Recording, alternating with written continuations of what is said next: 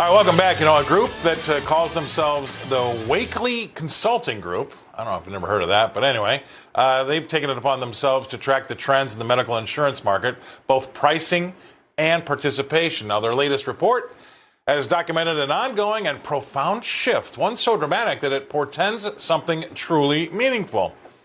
For the very future, some big things are happening, and I find that very interesting indeed. Now, here's what this group had to say, right? Quote unquote, based on unique data collection from 80% of the ACA individual market, Wakely estimates material reduction in enrollment for 2026, ranging on average from 17% to 26% in total. Folks, that's a big reduction in enrollment. Individuals are downgrading their coverage to plans with fewer benefits and higher deductibles, or they're just doing without and paying cash or shopping for crowd health options. Now, the implications for the ACA, or Obamacare as it's known, are profound, and I find this really, really intriguing. I've heard stories about it, but never something like this. Now, I wonder if my next guest runs into this a lot with people retiring. Please welcome to the show, Mr. Craig Bolanos. He's a co-founder and partner of VestGen Wealth Management Group in Chicago. All right. I've been hearing stories about people doing this, paying cash, and the cash price is somehow better. I don't know. And when they look at it over the year of what they would have put in and didn't use or any, what kind of medical talks do you have with people moving into retirement? That's got to be part of it, right?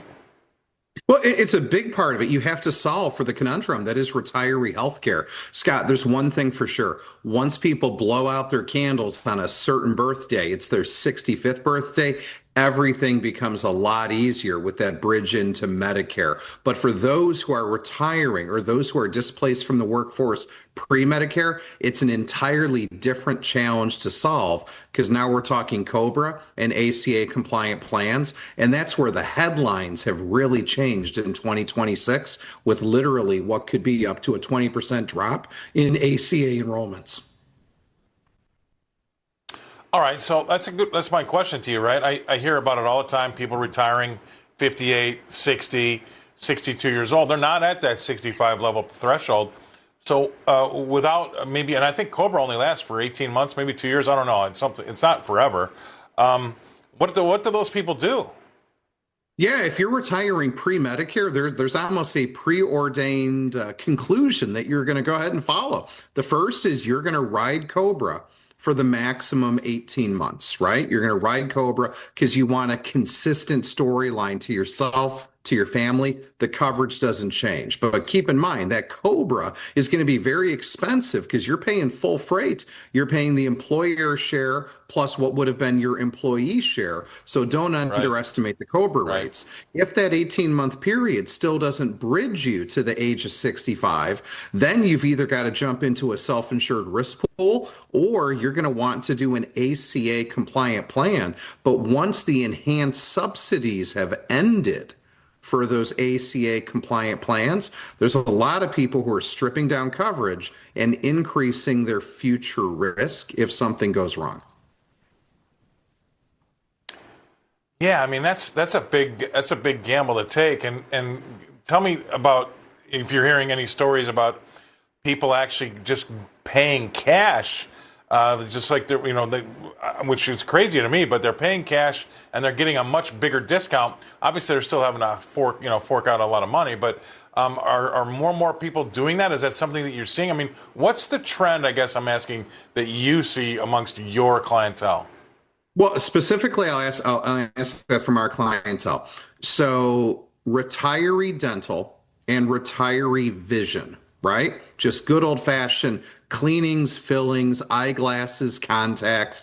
There's a lot of people that have been on a cash basis, cash payer for that for a long time and for very good reason. And yes, in those specific arenas, there oftentimes is a cash price, Scott, wink, wink. But if you're asking for the clients of VestGen Wealth Partners, are we seeing people go uninsured? No.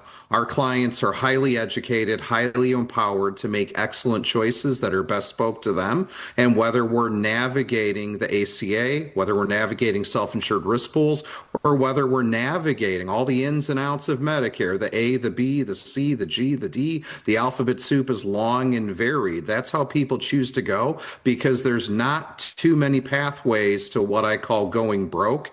Unreimbursed medical expenses is definitely one of them. The story that I think you're hearing and referring to, I don't see with our clientele, but it's so many people that are going back to the quote unquote unaffordability issue and are choosing to swim naked, meaning they're going without health insurance or they're going with super high catastrophic health insurance, not realizing the gaps in coverage that exist. And especially at the retirement age, when things, take it from me, they start breaking down, knees and the likes. And to that point, I played football, so I lost all my teeth playing football. I can take a big chunk of my teeth out. So my plan in retirement is, Craig, is I need to get another set of false teeth so I can take these out, send them into the dentist, and put the other pair in. And once the dentist is done cleaning them, he can send that pair back, and I can swap them out again. I think that's a pretty good retirement plan for my dental policy. What do you think?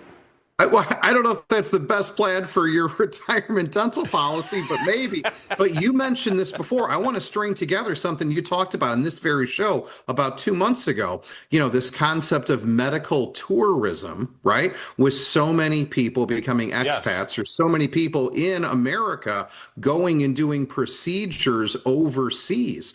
This is directly related to the subject matter that we're talking about right now, because the out-of-pocket costs for some elective medical tourism ideas becomes very much affordable compared to what you pay in the U.S. So I think for all forms of healthcare, we need to start looking under the hood, trying to figure out how the prices have gotten so extravagant, although I think we know the answer. Anytime the government gets overly involved in something, it becomes too expensive. And get back to our core roots. Exactly. School and medicine, they both got involved in both, and the prices go through the roof. All right, brother. Thanks for coming on. Always great to see you. Craig Bolanos, he's a co-founder and wealth partner at VestGen Wealth Partners up in Chicago. Thanks for being on the show.